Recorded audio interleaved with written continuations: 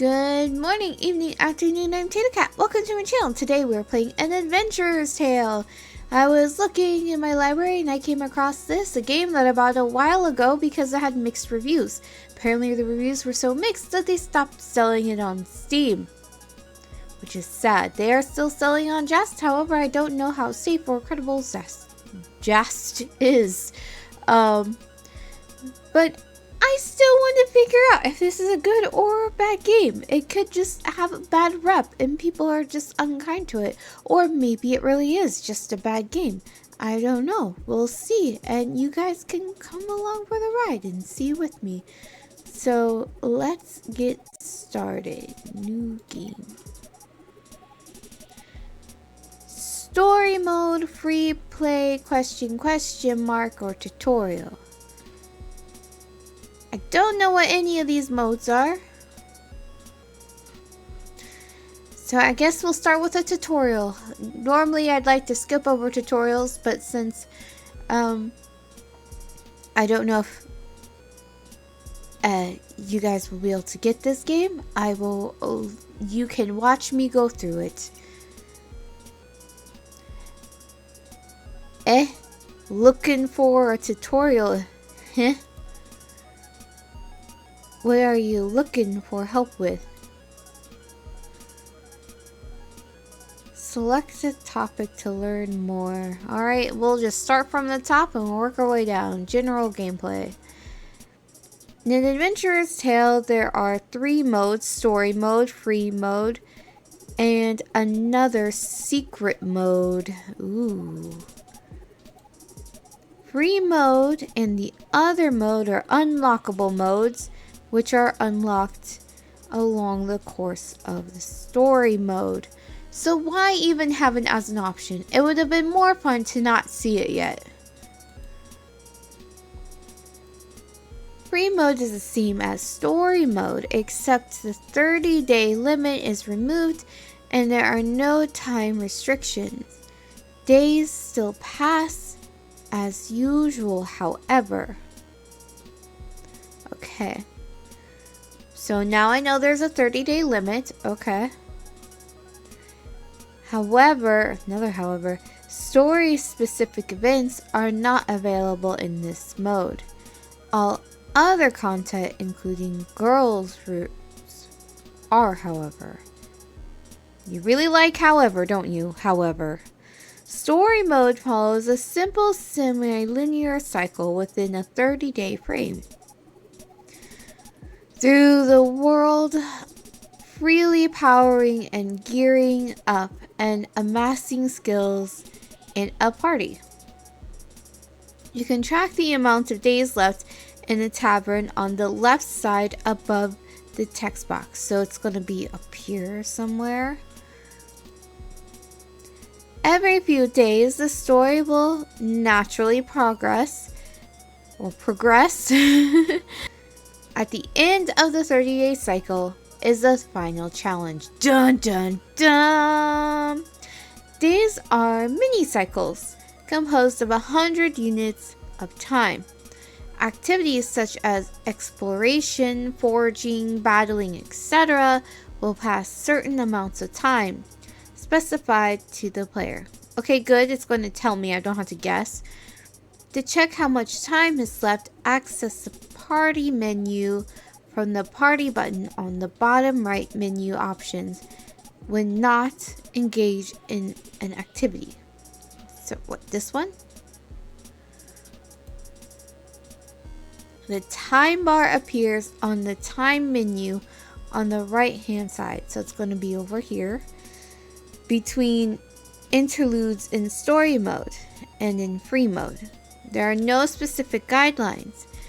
Explore, take quests, and do what you think is best to best power up your character. Pursue character stories and learn about the world. At the end, however, just be prepared for an ultimate test. Ooh. Select the topic. Okay, yeah. Exploring. Exploration is primarily handled in 3 ways. First, overarching locations can be accessed through the world map. All overarching locations can be accessed by default. Within overarching... You really do like to choose a word and just stick with it, huh? The overarching locations, there are two types of areas, civilian and wild. Civilian areas can be explored completely from the beginning and are safe zones. They house NPCs, stories, quests, givers, etc. Stores, not stories. Within civilian areas, changes may occur based on story progress, almost a progression, or as you gain items, complete quests, or progress through the world.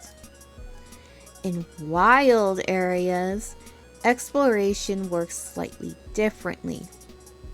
You are given 3 options by default: exploration, foraging, and areas. Wild areas contain a number of sublocations, all which contain specific enemy spawns and story encounters. Exploring is used to unlock these sublocations. Once an area is found, it is permanently accessible. Foraging is used to gather items.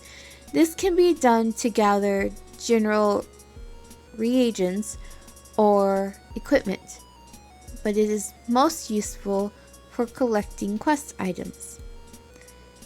While some quest items drop from monsters, some can be found through foraging, and some both. The chance to find a quest item is heightened when you are on a quest requiring it. Ooh, so like if it's something that maybe I want lots of, even outside of a quest, that's the time to get it. So instead of just like, oh, I need healing herbs. I don't know if that's in this game, but healing herbs, I should just, keep getting healing herbs instead of just, heading back and ending the quest after I get the amounts that I need. That's good to know. Some vendors will exchange skill scrolls, which unlock skills or other items, for reagents, which are found through foraging in these areas as well. Within each sub-area unlocked through exploration in the overarching area, you have access to 3 options: explore this area, find enemies, and points of interest. Explore this area functions similarly to explore, but is not based on any stats. Instead, this exploration will lead the player into encounters in the area. These encounters can range from anything: exploring ruins and navigating areas, fighting monsters, meeting new characters, finding items, and more. Sometimes encounters can be revisited, such as if encounters have NPCs in them which give quests or have multiple routes of navigation. They can be revisited under the Points of Interest button. Sometimes these encounters will affect encounters of NPCs elsewhere, whether in the area, other areas, or in civilian areas. The Find Enemies button will find enemies, good to know, in the area to battle based off the permanent list of enemies in each area. You can also forego menu-based navigation in most areas by quickening.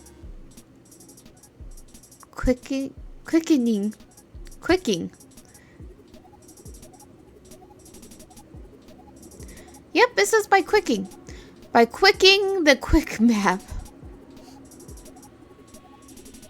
By clicking the quick map button on the right side above the party button.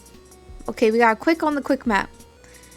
Visible in areas with quick map options, this will allow for faster visitation to unlocked areas.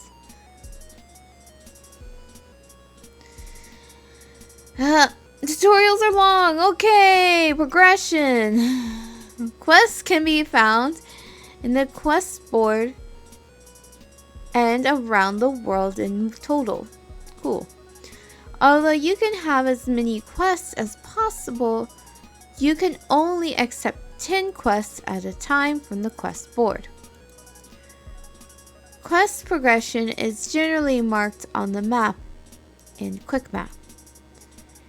An exclamation point represents an active quest location, while question mark represents a turn-in location. As it should. That is how it shall always be. Quests give EXP and gold, and sometimes items.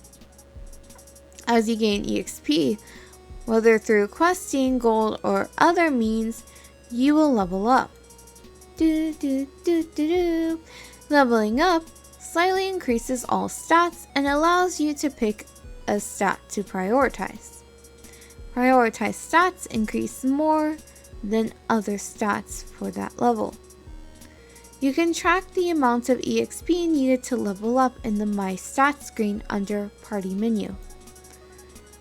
Party members, as you recruit them, will level up naturally as they receive EXP as well.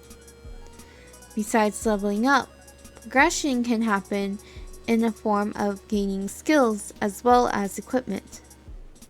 Skills are hidden all over the world. As you receive scrolls, generally from encounters or from helping NPCs and completing quests, they will become available in the training hall in the city area. Equipment can be found in shops from quests and encounters through foraging, battle rewards, and more. You can access the inventory either on Tavern. Onto Tavern. Alright, quicken the quick button and to Tavern. Onto Tavern from the inventory option or from the inventory option available in the party menu. Use the combination of these to become the strongest hero you can be. Alright, battling. Battles will occur often throughout your journey. Enemies have various stats and skills they will use themselves. Turns occur based on speed, which is explained in the stats tutorial option. During battle, you have 4 options: attack, item, skills, and run. Run can only be used in optional battles. It determines if you can instantly exit a battle based on a mixture of luck and dexterity. Items let you select an item to use from the bag. Items can sometimes be restorative or be used to damage enemies. You will find lots of varieties throughout your travels. Skills let you use the skills which you've unlocked and equipped in the training halls area of the city. Skills take mana, so use them wisely. Lastly, attacking lets you select an enemy to deliver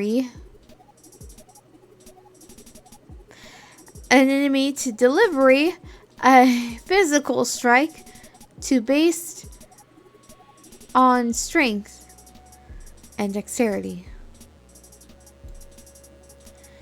As you adventure, you may recruit party members. Party members act automatically, but can have their AI tweaked in the party command menu of the party menu. More can be found in the party tutorial. In the party tutorial, woo woo,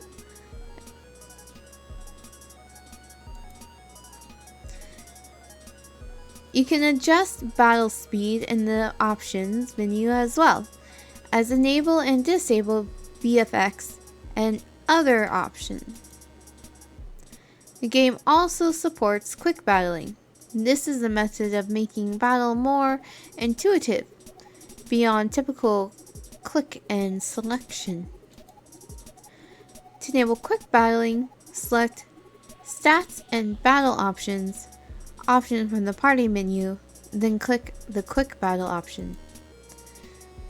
When enabling Quick Battle, some keys are set by default. Other keys, such as skill shortcuts, must be assigned.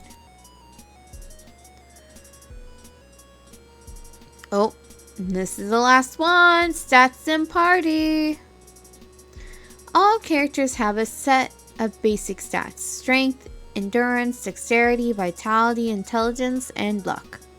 There's also another secondary stat named armor, which is only increased or decreased through equipment. Strength affects attack power directly and affects skill strength to an extent. It also affects the effectiveness of all physical attacks. Endurance is a different stat, which mainly affects the player's ability to resist damage. It also affects the chances of contracting ailments such as poison or paralysis.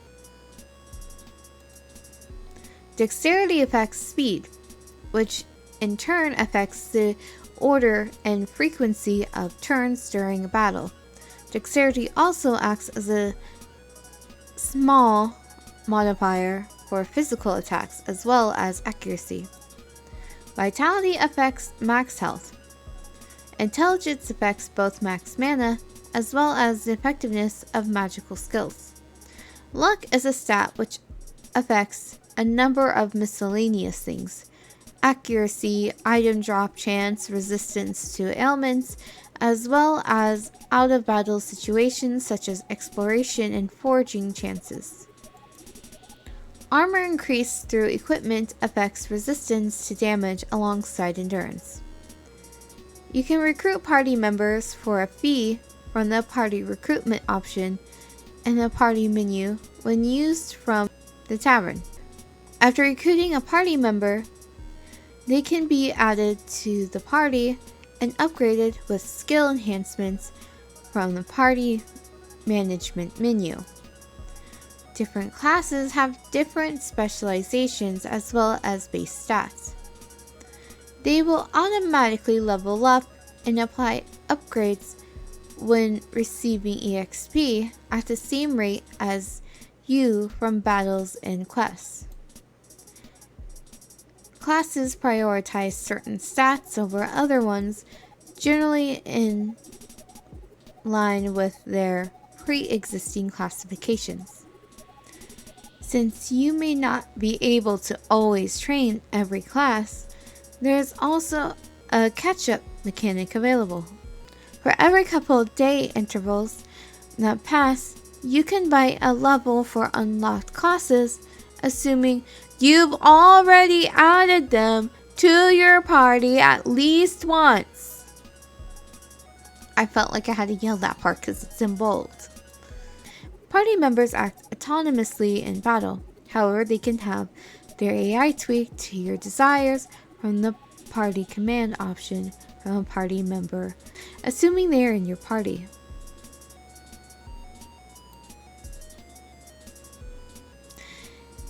The default option for party members is balanced and check skills.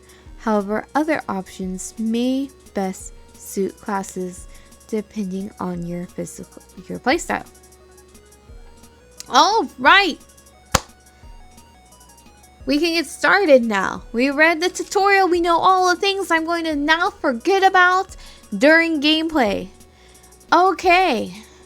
Let's do this. Story mode, since these aren't options, I really wish they wouldn't appear here. I wish it would just be story mode. And then after I do story mode, I'd be like, free play. Or question mark. You know, it'd be more interesting, but you know, whatever. Some say a tale will always begin in a notably iconic way. Some kind of prelude to a disaster or a moving prologue of emotion. But some tales also start simple. The tale of Garth, the adventurer, is one of those. Garth? I apologize to anybody named Garth. My character is named Garth. Okay. And so it began. This is horrible. This is absurd. This is unfair. Yeah. Garth is whiny. I shout out my pain and frustration to the animals of the surrounding countryside, flinging my arms wildly about to add emphasis as poor animals. The animals around me quickly scurry away in fear, eyeing me like I was some type of wild beast in heat. I don't think that's what they're doing. You're probably a madman. What type of godforsaken punishment is this? I know it's my fault for running away from home, but I still couldn't help but complain. Why? Out here, there's no air of glory, no women jumping at me with glee. Did you have that before? I feel like you didn't, Garth. You seem too... In the 2 seconds I've known you, too whiny. How horrible. But alas, the life of a noble...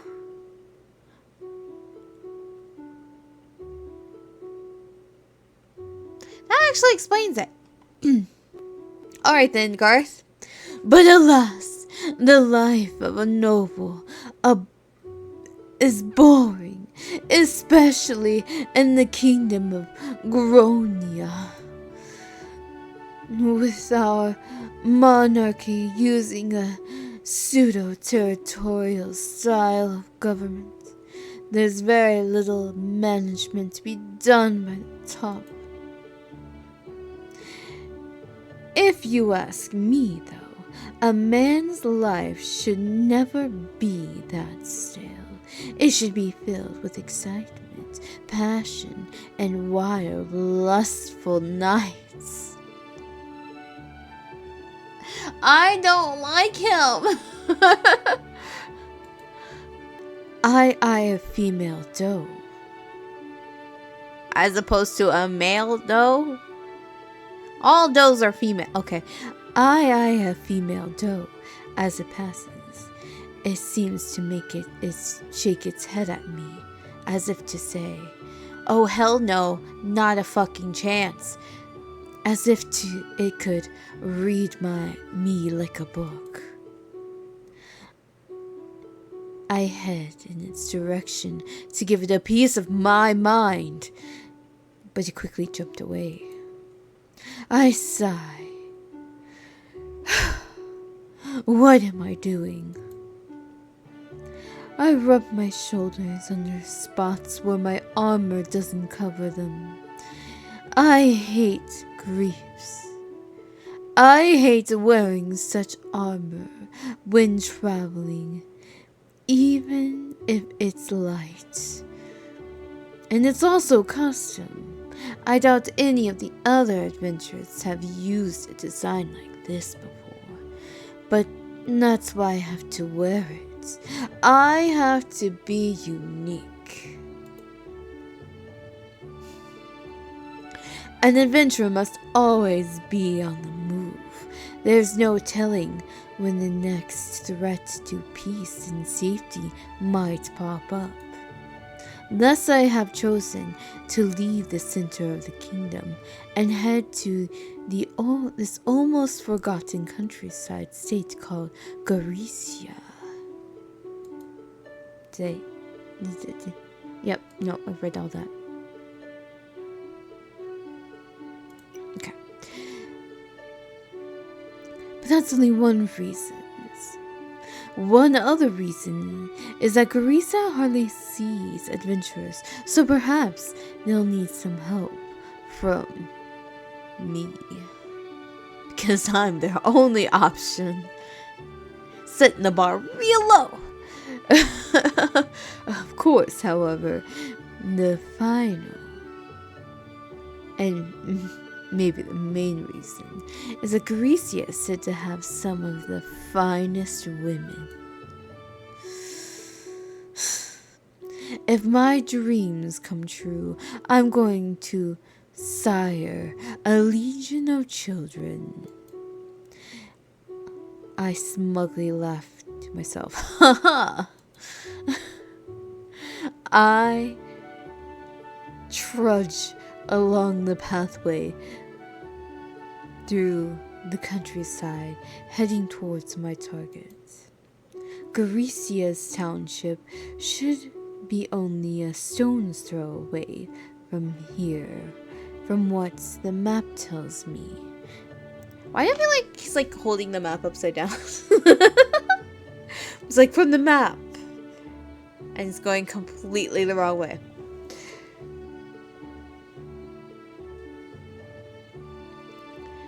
It should take me only 1 or 2 more hours to reach it.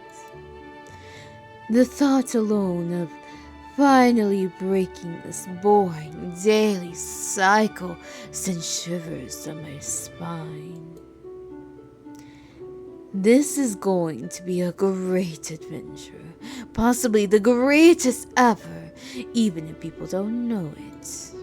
Maybe I'll find a bard to follow my adventures and sing of my conquests to come for all to know.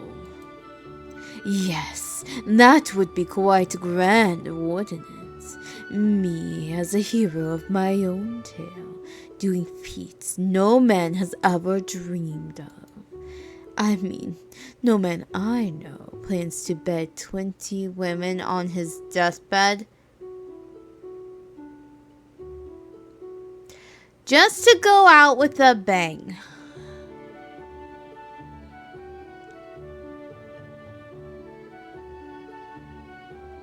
I know. Garth is the main character. I am playing Garth, and in order to continue the story, Garth needs to live. But in my brain, I want to smote him. He's such a bro dude, you know, like and pompous. You know what? Maybe he'll have character and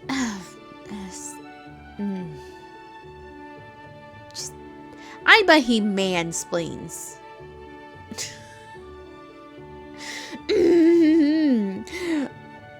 I mean, no man I know plans to bed 20 women on his deathbed just to go out with a bang.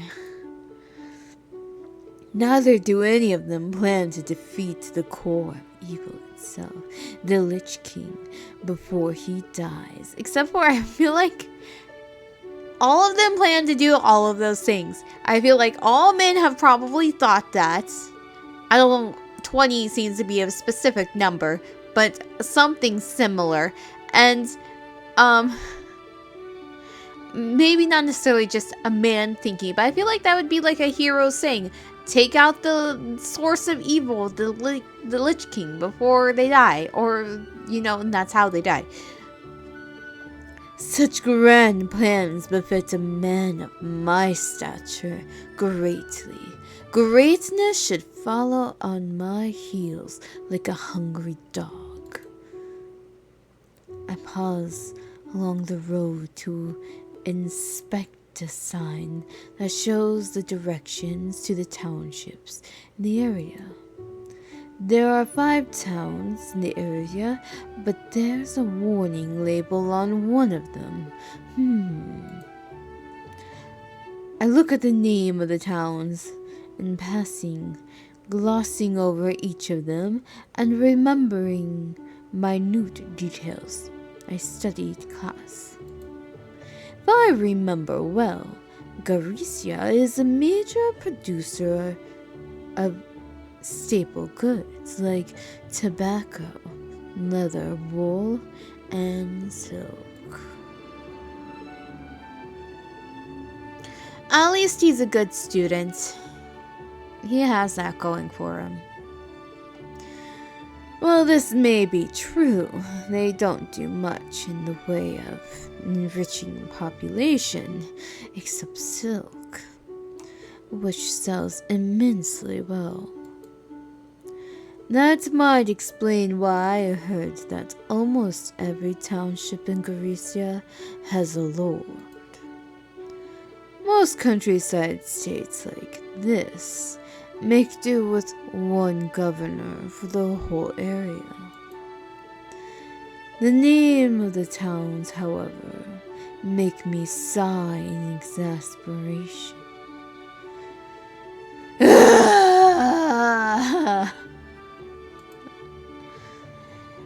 Erbor, Candor, Delor, and Sassor. Not very creative names at all. Oh, the gall! How dare they name their names in such a boring manner? Don't they understand that I, Garth, the greatest adventurer, is coming to their little peasant town to see them? Why didn't they think the forethought to name their towns better? Peasants. Well, we'll explore the towns, I assume. I have a feeling Garth is going to do something really dumb. Unless I control him. I mean, I still might end up doing something dumb, but I'll try not to do something dumb. I'll accidentally do something dumb. I think Garth might just do something dumb. You know? But we shall see in the next episode. Until then, see you next time.